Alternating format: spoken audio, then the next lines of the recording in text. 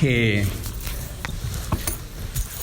reflexionemos un poquito en estas palabras o en el título de esta lección: en la presencia de Dios. ¿Qué querrá decir en la presencia de Dios? Quizás si vamos a leer unos 2 salmos y entonces vamos a ver si tratamos de contestar esa pregunta o por qué el título ese, ¿no? A esta lección, en la presencia de Dios. Busquen el Salmo 24. Salmo 24 y también el Salmo 15.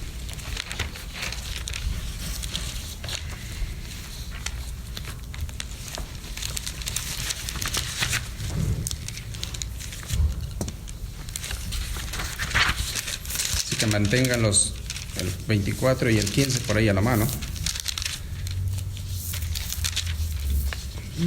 ¿Y qué implica estar en la presencia de Dios, no? Luego también vamos a ir al pasaje Hebreos capítulo 4. Pero fíjese lo que dice Salmo 24.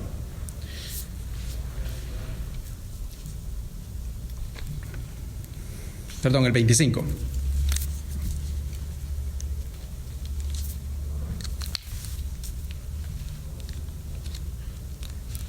Sí, el 24.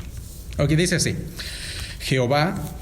de Jehová es la tierra y su plenitud, el mundo y los que en él habitan, porque él la fundó sobre los mares y la afirmó sobre los ríos. Perdón, ¿es qué? Salmos 25. 24. Lo que dije primero, si estaba bien, después. Ok. Pero eso es lo que quiero recalcar, es el versículo 3. Dice: ¿quién subirá al monte de Jehová y quién estará en su lugar santo? El limpio de manos y puro de corazón, el que no ha elevado su alma a cosas vanas, ni jurado con engaño. Él recibirá bendición de Jehová y justicia del Dios de salvación. Tal es la generación de los que le buscan, de los que buscan tu rostro, oh Dios de Jacob. Hasta ahí. Allí nos da una pista de quién podría quizás acercarse a ese lugar santo, ¿no? Quizás diría, bueno, pues entonces no creo que yo estoy en esa lista. Ok. Vamos a buscar ahora el otro, el 15. Salmo 15. Salmo 15. Jehová, ¿quién habitará en tu tabernáculo? ¿Quién morará en tu monte santo? El que anda en integridad y hace justicia y habla verdad en su corazón. El que no calumnia con su lengua, ni hace mal a su prójimo, ni admite reproche alguno contra su vecino. Aquel a cuyos ojos el vil es menospreciado, pero honra a los que temen a Jehová. El que aun jurando en daño suyo, no por eso cambia. Quien su dinero no dio a basura, ni contra el inocente admitió cohecho. El que hace estas cosas no resbalará jamás. En la presencia de Dios. El pasaje clave de Hebreos capítulo 4 es una invitación para nosotros acercarnos a la presencia de Dios. Pero ¿en qué forma? Si contrarrestamos, ¿quién podría acercarse con lo que dice el Salmo? Parece que ninguno de nosotros calificaría. Bien difícil. ¿O en qué forma estará esa invitación que nos acerquemos a Dios? ¿O cómo haríamos para adquirir esa santidad del cual nos está pidiendo el salmista, ¿no? Que deberíamos tener, o recomendando que deberíamos tener para poder tener acceso a esa presencia santa, en la presencia de Dios?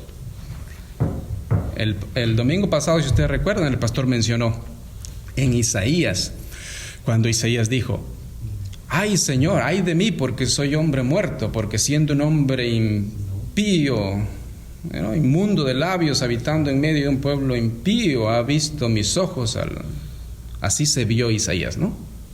Y se reconoció que al acercarse a la presencia de Dios no podemos, ¿no?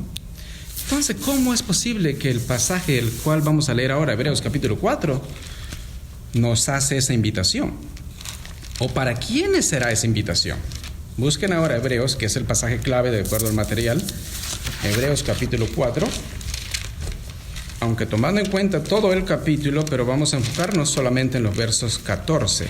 Y 10 al 16. 14 al 16, sí. Hebreos se encuentra en el Nuevo Testamento, casi al final del Nuevo Testamento.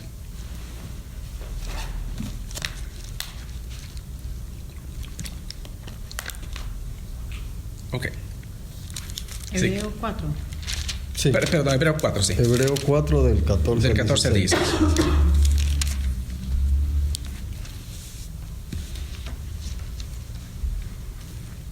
Vamos a enfocar ese 14 al 16 solamente. Y después vamos a leer todo el capítulo para poder en qué contexto está dado esos 14 al 16. ¿Sí? Dice así. Por tanto, teniendo un gran sumo sacerdote que traspasó los cielos, Jesús, el Hijo de Dios, retengamos nuestra profesión, porque no tenemos un sumo sacerdote que no pueda compadecerse de nuestras debilidades, sino uno que fue tentado en todo, según nuestra semejanza, pero sin pecado. Acerquémonos, pues, confiadamente al trono de la gracia, para alcanzar misericordia y hallar gracia para el oportuno socorro. ¿Para quién es la invitación?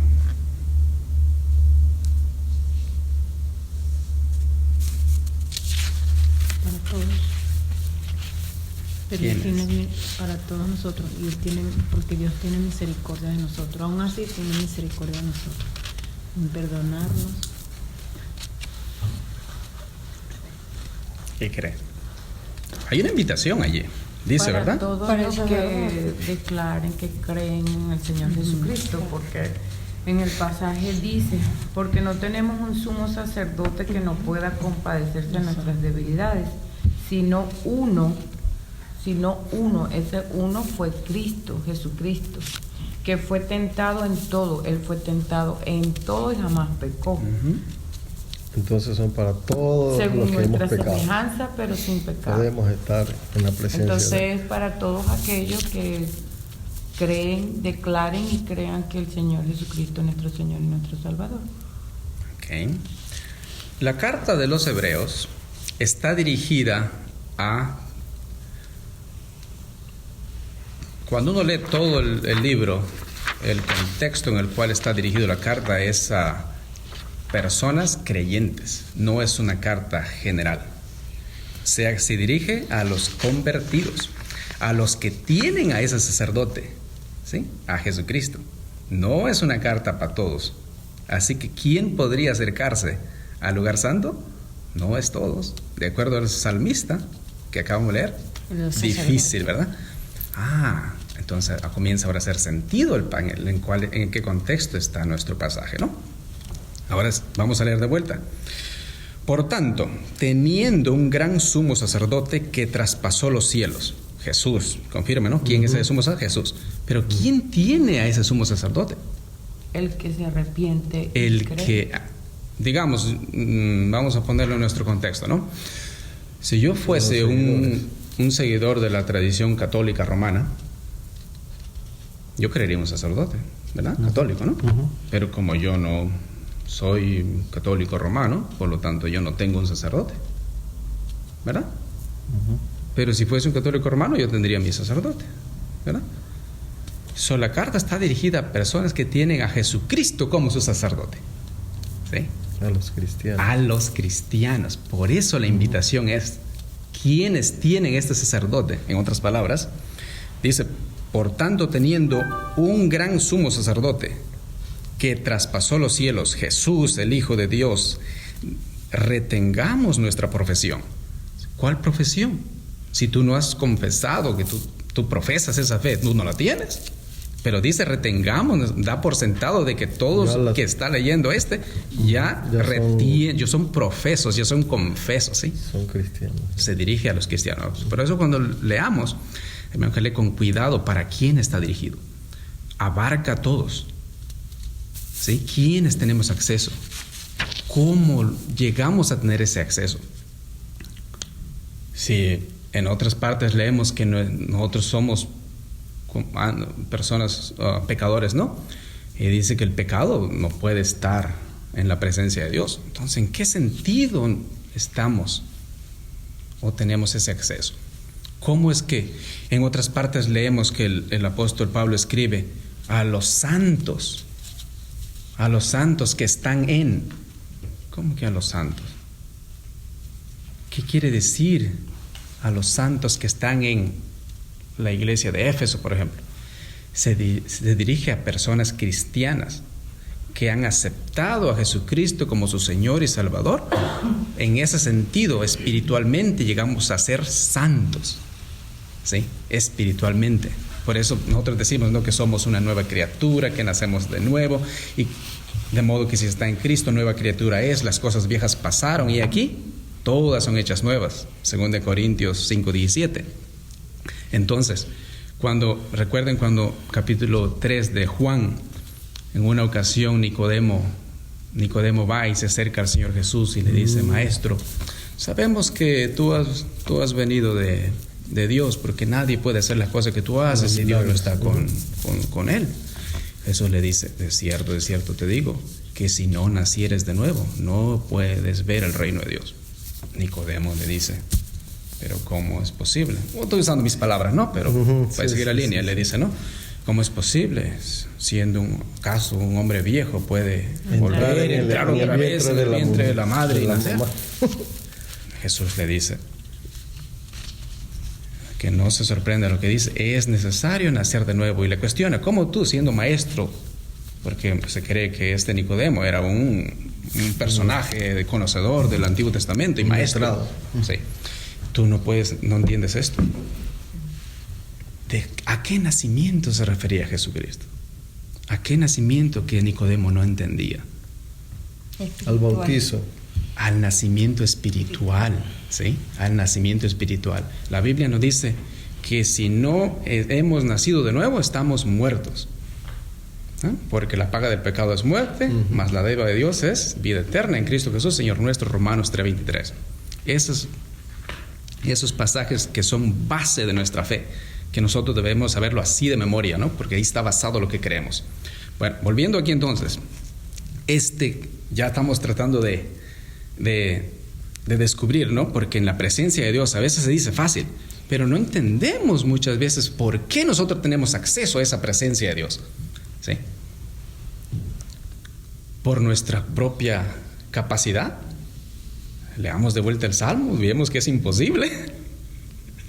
Así que no es por nuestra capacidad entonces que nos podemos, es por lo que Dios hizo por nosotros, el cual nos da el acceso entonces a la presencia de Dios. Pero solamente aquellos que reciben, que aceptan eso. Si tú no lo aceptas, está allí, pero no tienes acceso, ¿sí? Es como que si vamos a Nueva York y vamos a pasar el túnel ese, ¿no? Y tenemos que pagar una cuota, pero no tenemos para pagar la cuota. Entonces alguien nos dice: bueno, mira, aquí está, entonces para que tú pases para allá. Y uno dice: no, yo puedo conmigo. Pero hay una moneda que tú no la tienes, solamente alguien te la puede dar para que tú pasar, pero no te obliga a tú tomarla y pagar con ella, ¿no? Eso es la salvación. Eso es el nacimiento de nuevo. La gracia de Dios está allí dada, pero solo quienes lo aceptan tienen ese nacimiento nuevo, ese acceso a esa presencia que estamos tratando de descubrir aquí en la presencia de Dios. Y ese nacimiento implica que todo lo malo, lo viejo de ese viejo hombre muera de esa persona, más no un bautismo como tal. Pues hay personas que se pueden bautizar y todavía sigue arrastrando con todas esas cosas. Entonces no podríamos decir que ha vuelto a nacer. No. Exacto. No. Aquí se está hablando de un bautismo espiritual, no del bautismo físico en agua. Exacto. El bautismo del que estamos hablando aquí es un bautismo espiritual que yo no lo sé. Exacto. Nadie de nosotros sabe quién de nosotros es un bautizado espiritual aquí, solamente Dios lo sabe, ¿sí? Ahora, sí, la Biblia nos da una pista. de cómo nosotros sabríamos quién es parte del rebaño o quién es trigo y no cizaña. La Biblia nos dice, por sus frutos los conoceréis. ¿Sí? Por sus frutos los conoceréis. Yo, como hombre, yo no sé. Ustedes, yo no saben mi vida tampoco. Solo Dios sabe. Dios sabe. Ese nacimiento espiritual. Sabe si yo soy hijo, sabe si yo no soy. ¿Sí? Sabe si pertenece a la familia o todavía no. ¿Sí? La Biblia nos dice, una de las parábolas para explicar esto es cuando los discípulos le hablan acerca de, le explica él una parábola del trigo y la cizaña. Y aquel día salió Jesús de la casa y se sentó junto al mar, y se congregó junto a él mucha gente, y entrando él en una barca se sentó, y toda la gente estaba en la ribera, y les habló muchas cosas por parábolas, diciendo: El reino de los cielos es semejante al hombre que sembró buena semilla en su campo. Pero mientras dormían, vino su enemigo y sembró cizaña entre el trigo y se fue. Y cuando la hierba brotó y dio fruto, apareció también la cizaña. Y los siervos del padre de familia le dijeron: Señor, ¿no sembraste buena semilla en tu campo? ¿De dónde tienes cizaña? Y él les dijo: un enemigo lo hizo. Y los siervos le dijeron: ¿Quieres pues que vayamos y la arranquemos? Y él dijo: no sea que al arrancar la cizaña arranquéis también el trigo. Dejad crecer juntamente lo uno y lo otro hasta la siega. Y al tiempo de la siega, yo diré a los segadores: recoged primero la cizaña y atadla en manojos para quemarla. Pero recoged el trigo en mi alfolí. Explícanos la parábola de la cizaña del campo. Quien siembra la buena semilla es el Hijo del Hombre, y el campo es el mundo. Y la buena semilla son los hijos del reino, y las cizañas son los hijos del malo. Y el enemigo que la sembró es el diablo. Y la siega es el fin del mundo, y los segadores son los ángeles. De manera que, como se arranca la cizaña y se quema en el fuego, así será en el fin de este mundo. El Hijo del Hombre enviará a sus ángeles, y recogerán de su reino a todo cuanto ofende, y a los que hacen iniquidad, y los echarán a todos al horno de fuego.